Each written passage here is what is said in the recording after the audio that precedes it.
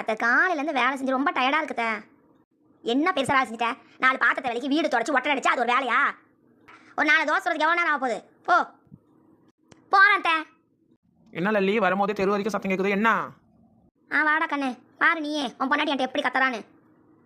சரிம்மா, உடனே 2 பேரும் ஆரம்பிச்சுக்காதீங்க. என்ன டிஃபனு? போய் செய், ரொம்ப டயர்டாக இருக்குது எனக்கு.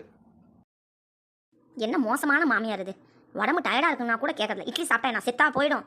அப்படியே செத்து போனாதான் என்ன? சி எங்க இந்தாங்க. என்ன இங்கே கொண்டு வர? அம்மாக்கு போய் கொடுப்போ, அம்மா தான் மாத்திரைலாம் சாப்பிடணும். அத்தை இந்தாங்க அத்தை. அவன் தான் வந்த உடனே டயர்டாக இருக்குதுன்னா ஏன்ட்ட கொண்டு வந்து தர, போய் அவன்கிட்டே கொடுப்போ. எங்க இந்தாங்க, நீங்களே சாப்பிடுங்க. உனக்கு ஒரு தடவை சொன்னால் தெரியாதா? அம்மாக்கிட்டே கொடு. அத்தை இந்தாங்க அத்தை, நான் அடுப்பில் தோசை வச்சிருக்கேன், அவருக்கு நான் சுட்டு எடுத்துட்டு வரேன், நீங்கள் பிடிங்க அத்தை. நான் தான் சொல்கிறேன்ல. என்ன நினச்சிருக்கீங்க 2 பேருமே? இவ்வளோ டயர்லையும் தோசை சுட்டு எடுத்து வந்துருக்க, சும்மா என்னை வச்சு பந்தாடிட்டீங்க. நீங்கள் 2 பேருமே சாப்பிட வேணாம், நான் போய் சாப்பிட்றேன், போங்க.